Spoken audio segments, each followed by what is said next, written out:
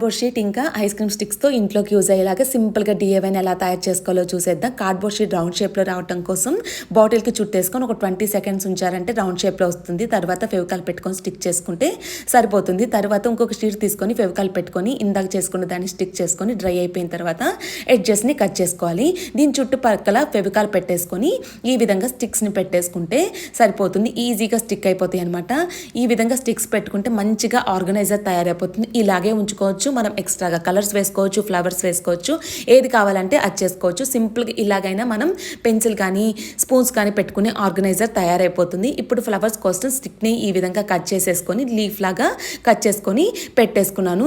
ఇవి గమ్ పెట్టుకొని స్టిక్ చేసుకున్నాను. తర్వాత కలర్ కోసం వైట్ కలర్లో పింక్ వేసుకొని లైట్ బేబీ పింక్ వచ్చేలాగా చేసుకొని ఈ విధంగా కలర్ వేసేసుకున్నాను. ఫ్లవర్కి వైట్ కలర్ ఇంకా బ్లూ కలర్ని వేసేసుకొని మిక్స్ చేసుకొని ఈ విధంగా ఫ్లవర్ వేసుకున్నాను. ఎల్లోలో కొంచెం వైట్ అలాగే గ్రీన్లో వైట్ వేసుకొని ఈ విధంగా మంచిగా కలర్ చేసుకొని డ్రై అయిపోయిన తర్వాత వూల్తో ఈ విధంగా అల్లుకొని స్టిక్ చేసుకున్నాను. సింపుల్ ఆర్గనైజర్ తయారైపోయింది కదా, చూడటానికి కూడా చాలా బాగుంటుంది. తప్పకుండా ట్రై చేయండి.